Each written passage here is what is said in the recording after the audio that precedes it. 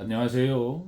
오늘은 수요신앙 강좌 예레미야 애가 개론 두 번째 시간 폐허 위에 세워진 정교한 집이라고 하는 제목으로 말씀을 나누도록 하겠습니다. 지난 시간에 우리는 에이카로 시작하는 이 책이 어떤 자리에서 태어났는지를 보았습니다.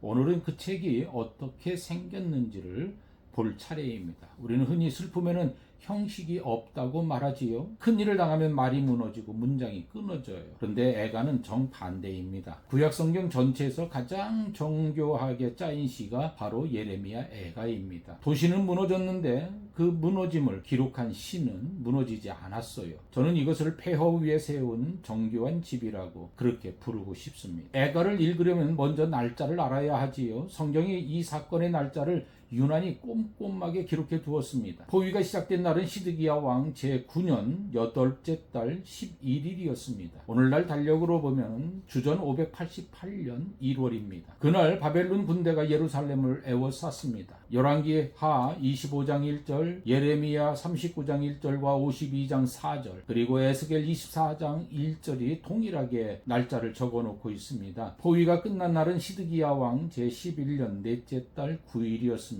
성벽이 뚫린 날입니다. 성경이 우리에게 주는 정보는 여기까지입니다. 그리고 이 두 날짜에 대해서는 학자들 사이에 조금 이견이 있어요. 어떤 사람은 30개월이다, 어떤 사람은 18개월이다 이렇게 말합니다. 책이나 자료를 보시면 포위 기간을 30개월로 적은 것도 있고 18개월로 적은 것들도 있어요. 어느 쪽이 틀린 건 아니에요. 옛 이스라엘에는 한 해를 시작할 때에 봄에서부터 잡는 셈법하고 가을부터 잡는 셈법이 두 가지가 있었어요. 똑같은 성경 날짜라도 어느 셈법으로 세느냐에 따라서 꼭 12달이 차이가 났다고 그럽니다. 그래서 함락연대를 586년으로 보는 사람도 있고 587년으로 보는 사람도 있는데 이것도 같은 이유입니다. 그래서 우리 강의는 우리가 익숙한 586년을 기준으로 삼고 그 셈법에 따라서 30개월로 말씀드리도록 하겠습니다. 다른 책에서 18개월이라고 하는 숫자를 만나시더라도 틀린 것이 아니라는 점만 기억해 두시면 되겠습니다. 한 가지를 덧붙이면 30개월이든 18개월이든 그 기간 내내 성이 빈틈없이 둘러싸여 있었느냐? 그렇지만은 않았다는 거예요. 우리가 예레미야 37장을 보면은 애굽 군대가 잠시 북상에서 올라옵니다. 그때의 바벨론 군이 긴장하고 잠시 그 봉쇄를 풀게 되지요. 예레미야가 베냐민 땅으로 나가려다가 탈영병으로 몰려서 붙잡혔던 것도 바로 요때라고 봅니다. 예루살렘 사람들은 그때 생각했지요. 야, 이제 살았다라고 말이지요. 그렇지만 애굽 군대는 돌아가고 바벨론 군대가 다시 와서 예루살렘을 둘러싸게 됩니다. 그러니까 이 애가 4장에 나오는 저 참혹한 굶주림, 그 짧은 희망이 꺼진 뒤에 다시 조여든 후반부의 정황이었다 이렇게 보면 될 것 같아요. 애가의 슬픔은 벼락처럼 떨어진 슬픔이 아니었습니다. 2해 반 동안 천천히 조여들고 또 희망이 한번 반짝했다가 꺼진 뒤에 온 그런 슬픔이었지요. 그래서 비명보다는 신음에 가깝다 이렇게 보시면 좋을 것 같습니다. 고대의 성읍 포위는 말이죠, 전투가 아니라 굶기기였습니다. 성벽을 부수는 것보다 성 안의 사회를 무너뜨리는 것이 더 빠르기 때문이에요. 그 2해 반 동안 예루살렘 안에서 무슨 일이 있었는지 애가는 아주 구체적으로 증언하고 있어요. 젖먹이가 품에서 혼절하고요. 아이들이 곡식과 포도주가 어디 있느냐고 부르짖고요. 또 어린아이가 떡을 구하는데 떼어줄 사람이 없어요. 그리고 애가 4장에 보면 말이죠, 극단적인 이야기가 나와요. 우리가 소리내어 읽기에 마음 아프지요. 부녀가 자기 자녀를 삶아 먹었다는 대목입니다. 이것은 문학적 과장이 아닙니다. 신명기 28장에 이미 이 장면이 예고되어 있었어요. 언약을 저버렸을 때에 임할 저주의 목록 가운데 하나였지요. 예레미야 애가 4장 9절에서 10절 말씀을 제가 읽어드릴게요. 칼에 죽은 자들이 줄여 죽는 자들보다 나음은 토지 소산이 끊어짐으로 그들은 찔림받은 자들처럼 점점 쇠약하여 가미로다. 딸 내 백성이 멸망할 때에 자비로운 부녀들이 자기들의 손으로 자기들의 자녀들을 삶아 먹었도다. 즉 애가는 지금 두 가지를 동시에 말하고 있어요. 하나는 실제로 벌어진 참상이고 다른 하나는 그 참상이 언약의 언어 안에서 해석되고 있다는 사실입니다. 굶주림은 단순한 재난이 아니라 신학적 사건이 되었어요. 포위된 도시 안에서는 계층 질서가 뒤집힙니다. 애가 4장은 그것을 정확히 짚어내고 있어요. 자색 옷을 입고 자라던 자들이 거름더미를 안고 눕습니다. 신분이 무너졌습니다. 어른의 권위가 무너졌습니다. 장로들이 성문에 앉지 못하고 젊은이들이 노래를 하지 못합니다. 성문은 고대 이스라엘에서 재판이 열리고 계약이 맺어지던 곳이었지요. 장로들이 성문을 떠났다는 말은 사법 질서와 공동체의 공적 삶이 끝났다는 것을 표현하는 말입니다. 성벽이 뚫린 것은 시드기야 제11년 네 번째 달 9일이었습니다. 주전 586년 한여름입니다. 왕은 밤중에 도망쳤어요. 그러다가 여리고 평지에서 붙잡혔지요. 그래서 리블라로 끌려갔습니다. 그리고 그곳에서 두 가지 일이 차례로 벌어지게 됩니다. 먼저 자기 아들들이 죽는 것을 보아야 했습니다. 그 다음에 그 두 눈이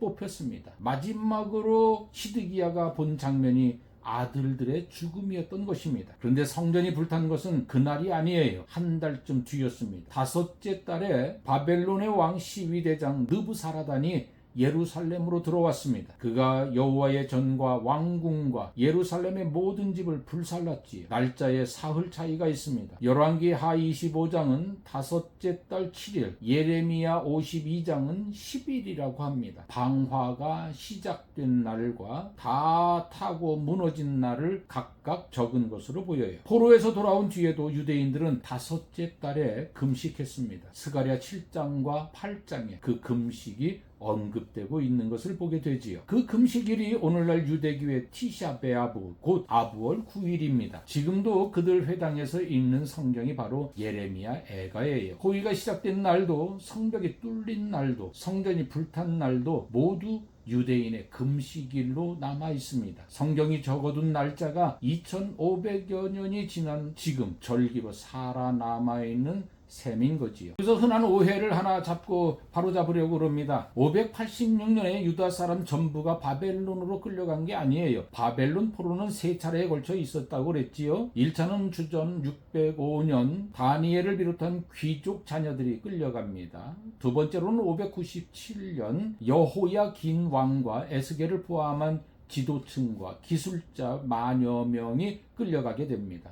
3차가 586년 성전이 무너진 해입니다. 즉 예루살렘 땅에는 사람이 남아 있었습니다. 가난한 사람들이 남았지요. 열왕기하 25장은 시위대장이 그 땅에 비천한 자들을 남겨두어 농부가 되게 했다고 적고 있습니다. 그달랴가 총독으로 세워졌고 미스바가 임시 행정 중심이 되었습니다. 그러나 2달 만에 그달랴는 암살당했고 남은 사람들 일부는 두려워서 애굽으로 도망쳤지요. 행정도 왕도 성전도 없는 땅이 돼버린 겁니다. 그런데 예레미야 41장에 인상적인 장면이 하나 나와요. 성전이 불탄 직후에 세겜과 실로와 사마리아에서 80명의 사람이 내려옵니다. 사마리아는 어디예요? 북이스라엘로 이미 722년도에 아수르에 의해서 멸망한 나라, 그 수도가 사마리아였어요. 그들은요 예루살렘 성전이 불탔다는 소식을 듣고 애타는 마음으로 수염을 깎고 옷을 찢고 몸에 상처를 내고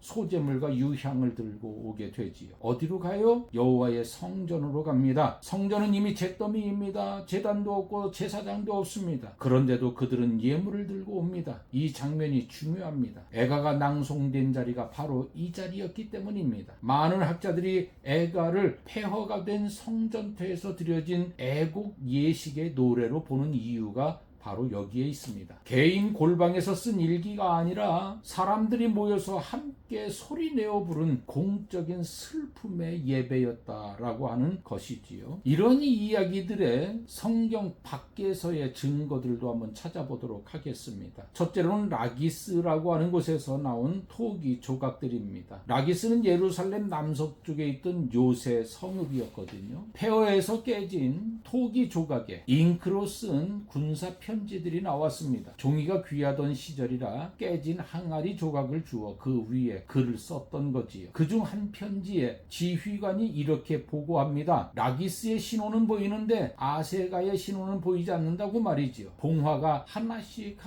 꺼져가고 있었던 겁니다. 하나씩 점령당하고 있었다는 겁니다. 그런데 예레미야 34장 7절이 정확히 같은 상황을 말하고 있어요. 유다 성읍 중에 라기스와 아세가만 남았다고 말이지요. 성경 본문과 흙 조각에 쓴 병사의 글씨가 같은 순간을 가리키고 있는 셈입니다. 두 번째로 예루살렘 다윗성 발굴 현장입니다. 땅을 파 내려가자 두껍게 불에 탄 층이 나왔어요. 불에 탄 나무와 무너진 돌이 뒤엉킨 층이었습니다. 그 안에서 바벨론 군대가 쓰던 화살촉이 나왔어요. 문서를 묶던 진흙 봉인들도 나왔고요. 불에 구워진 덕분에 오히려 살아남아 있던 것이, 문서는 다 없어지고 봉인만 남았습니다. 나란 일이 한순간에 멎었다는 것을 뜻합니다. 예레미야 애가 1장이 성읍이 어찌 그리 적막하게 앉았는고 하고 시작하는 것은 수사적인 표현만이 아니었던 것이지요. 정말로 불타버려서 아무것도 남지 않았던 현실을 이야기하고 있는 거였습니다. 자, 이제 가장 중요한 이야기를 하도록 할게요. 586년에 무너진 것은 돌과 나무만이 아니었습니다. 유다 사람들이 100년 넘게 붙들어온 신앙의 틀이 무너졌습니다. 그 틀을 학자들은 시온신학이라고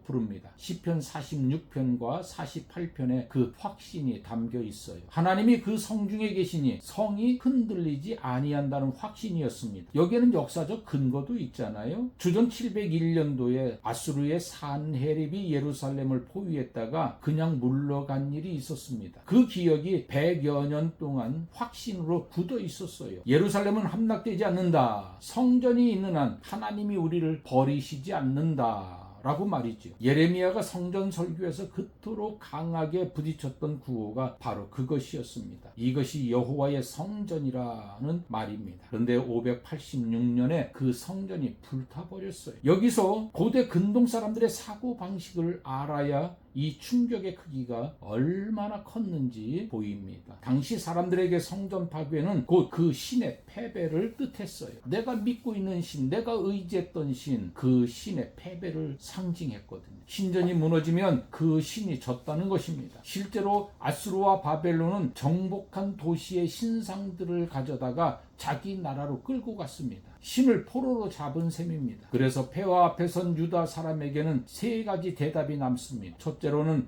하나님이 바벨론 신들에게 졌다라고 하는 것이고요. 두 번째로는 우리 하나님은 애초에 계시지 않았다, 우리가 속았다라고 하는 것이고요. 세 번째로 하나님은 지지도 않으셨고 떠나지도 않으셨다, 다만 우리를 심판하셨다라고 말이죠. 애가와 예언서는 오직 셋째 길을 택하게 되지요. 이것이 이스라엘 신앙의 놀라운 지점이라고 말할 수 있습니다. 메소포타미아에도 무너진 도시를 노래한 애가들이 있었다고 합니다. 우르라는 도시의 멸망을 노래한 시가 대표적이라고 그러는데요. 그 시에서 도시를 지키던 신은 울며 말리다가 끝내 도시를 버리고 떠났다고 합니다. 신도 피해자인 셈이지. 그리고 그런 시는 대개 신전을 다시 세우는 기쁨으로 끝납니다. 애가는 그 전통과 비슷한 언어를 쓰면서도 결정적으로 다른데, 그 다른 이유는 예레미야 애가에서 예루살렘을 무너뜨린 분은 바벨론이 아니라 여호와시라는 겁니다. 이 장은 주께서 원수같이 되셨다고까지 말합니다. 신이 도시를 지키지 못해 슬퍼하는 것이 아니라 하나님이 친히 심판하셨다,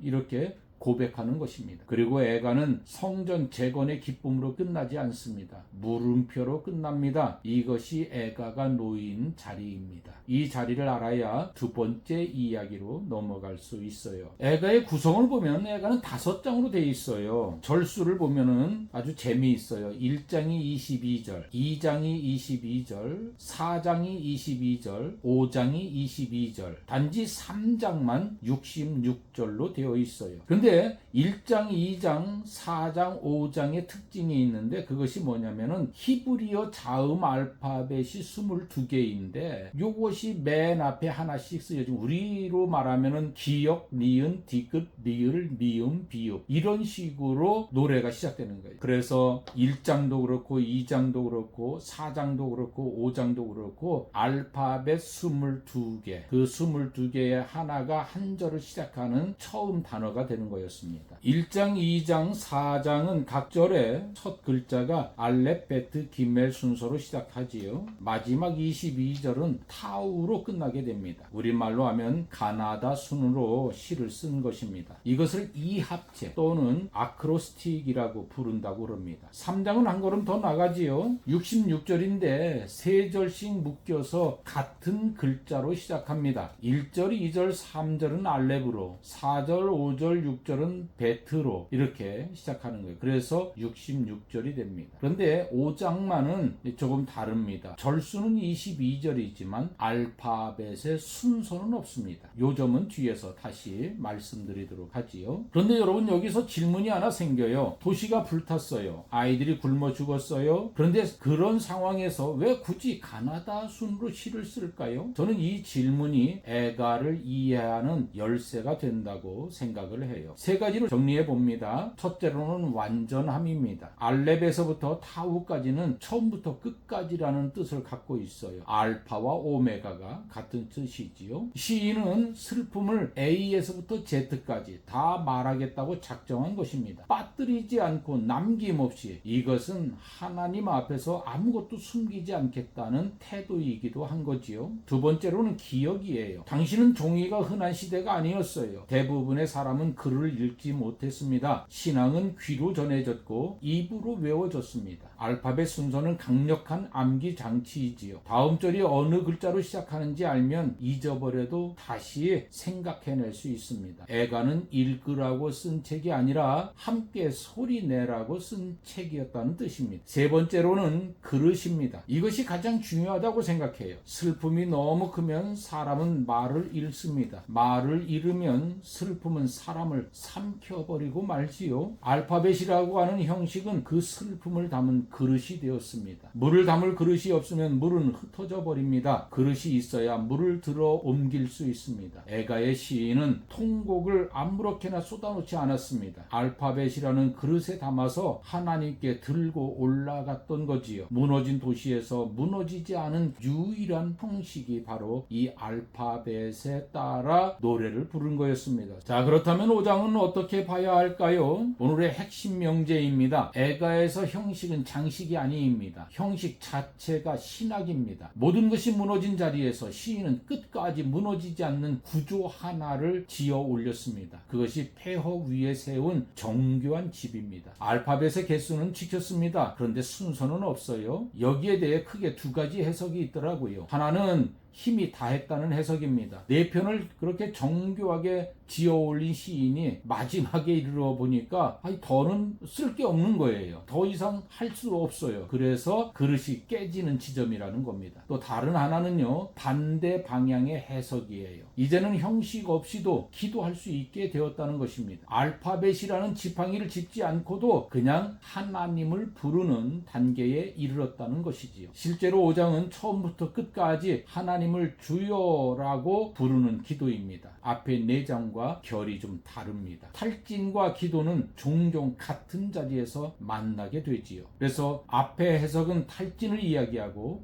뒤에 해석은 기도를 이야기하고 있는 겁니다. 이제 소리 이야기를 좀 하고 싶어요. 애가는 눈으로 읽는 시가 아니라 귀로 듣는 시라고 말했지요. 그래서 운율이 중요합니다. 예레미야 애가에 있는 기본 운율은 기나라고 불러요. 애가 또는 조가라고 하는 말이지요. 구조는 이렇습니다. 한 줄에 두 토막으로 나뉘어져야 한 줄이 두 토막으로 나눠지는데 앞토막은 길고 뒷토막은 짧습니다. 앞토막은 3개고 뒷토막은 2이에요. 그래서 3대2가 됩니다. 히브리 시의 다른 것들을 보면은 앞에 3개, 뒤에 3개. 그래서 길이가 맞습니다. 앞하고 뒤가 균형이 잡혀요. 그런데 이상하게 이 애가만은 앞에가 3, 뒤에 2.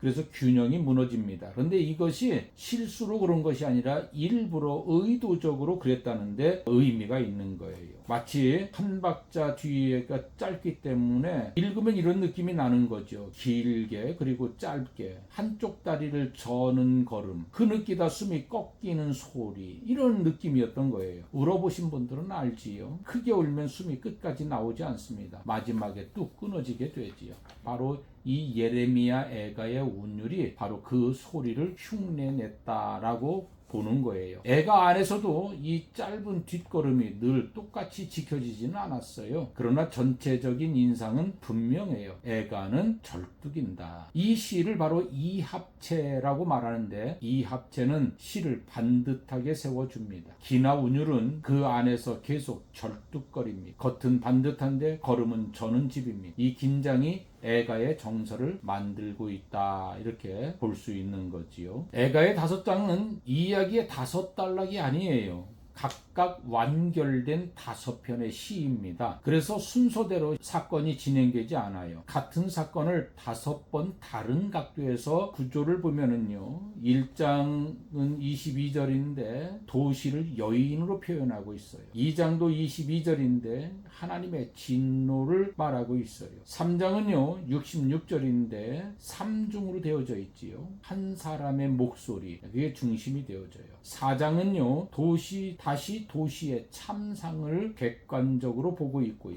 5장은요 공동체의 기도로 끝맺게 되지요. 가장 긴 시가 보통 우리가 보면은 뒤에 있어야 될 것 같잖아요. 아니면 앞에 있든지. 그런데 오늘 이 애가는 가장 긴 시가 가운데 3장에 있는 것을 보게 돼요. 형식이 가장 촘촘한 시가 한 가운데 놓여 있어요. 이것은 우연이 아니라 편집자가 의도했다라고 학자들은 보고 있습니다. 3장은요 이렇게 시작해요. 1절에서 나는 그의 진노의 매로 말미암아 고난당한 자라. 여기서 고난당한 자라고 번역된 히브리어가 게베르라고 하는 말입니다. 그냥 사람이 아니에요. 남자, 특히 힘 있는 장정을 뜻하는 단어입니다. 병사나 용사에게 쓰는 말이에요. 가장 튼튼해야 할 사람이 무너져 있는 겁니다. 이 게베르가 누구인가에 대해서는 여러 견해가 있어요. 예레미야로 보는 전통적 견해, 익명의 지도자로 보는 견해, 공동체 전체를 대표하는 한 인물, 이렇게 보는 견해들이 있는데, 저는 이 3번째 견해가 본문의 흐름에 가장 잘 맞는다고 봐요. 이유가 있어요. 3장이 처음에는 나로 시작하는데 중간에 가면 우리로 바뀌게 돼요. 한 사람이 앞에 나와서 공동체를 대신해서 말하다가 어느 순간 전체를 자기 안으로 끌어들여요. 내가 말하는 건 전체가 말하는 거다, 이렇게 말이지요. 여기에 신학적으로 중요한 점이 있어요. 1장과 2장에서 예루살렘은 그 여인이었습니다. 바라보는 대상이었어요. 그런데 3장에서는 그 고난이 내 이야기가 됩니다. 남의 일이 내 일이 되었다는 겁니다. 이제 남의 일이 아니라 그것은 내 일이 되었다는 이야기입니다. 탄식이 가장 깊어지는 자리는 언제나 내가 하고 말하는 자리입니다. 이제 오늘 강의의 마지막 대목입니다. 애가는 5편을 다 합쳐서 모두 154절입니다. 그 한가운데에 해당하는 자리가 바로 3장의 이 대목이에요. 3장 31절에서부터 33절이에요. 제가 읽어드려요. 이는 주께서 영원하도록 버리지 아니할 것임이며 그가 비록 근심하게 하시나 그의 풍부한 인자하심에 따라 긍휼히 여기실 것임이라. 주께서 인생으로 고생하게 하시며 근심하게 하심은 본심이 아니시로다. 책의 정중앙에 이 말씀이 놓여 있습니다. 주께서 인생으로 고생하게 하시며 근심하게 하심은 본심이 아니라는 말씀입니다. 그리고 그 바로 앞 3장 22절부터 24절에 우리가 잘 아는 구절이 나오지요. 제가 읽어드려요. 여호와의 인자와 긍휼이 무궁하심으로 우리가 진멸되지 아니함이니이다.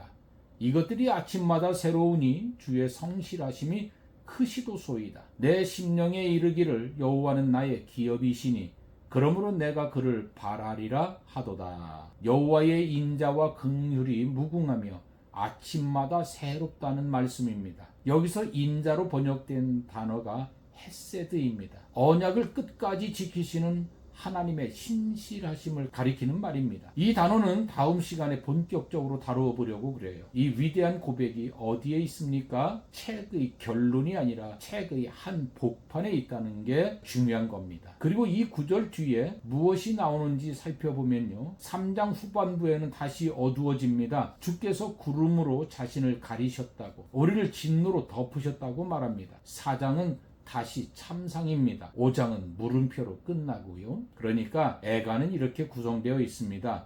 소망은 결론이 아니라 한복판에 있다. 우리의 소망은 고난의 한복판에 있지 고난이 다 끝나고 있는 것이 아니다. 이렇게 말이죠. 그래서 여러분들이 한 문장을 기억한다고 하면 오늘 강의를 통해서 애가에서 소망은 슬픔이 끝난 뒤에 오지 않습니다. 소망은 슬픔의 한 가운데 놓여 있습니다. 그리고 그 소망을 지나서도 슬픔은 계속됩니다. 이것이 애가의 정직함입니다. 우리는 흔히 이렇게 말하고 싶어 하지요. 힘든 일이 있었지만 결국 은혜로 끝났다고 말이지요. 애가는 그렇게 말하지 않습니다.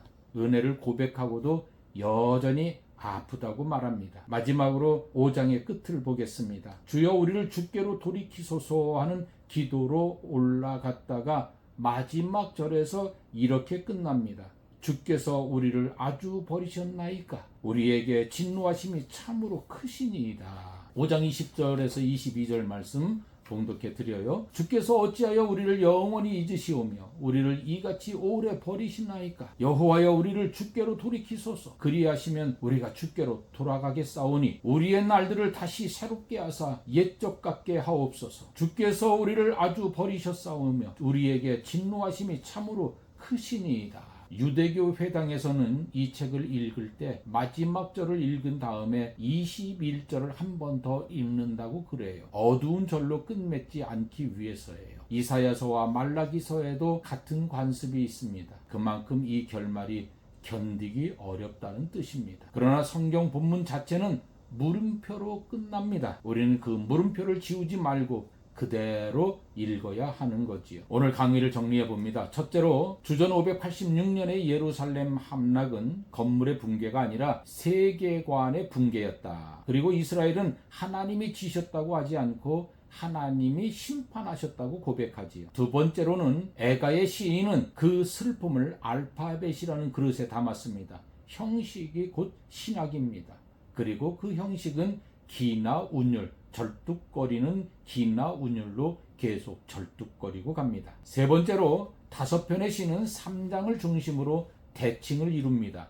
그 한복판에 하나님의 인자하심에 대한 고백이 놓여 있어요. 소망은 끝이 아니라 중심에 있습니다. 기도하겠습니다. 은혜로우신 하나님 아버지, 오늘 우리에게 무너진 도시의 이야기를 들려주셔서 감사합니다.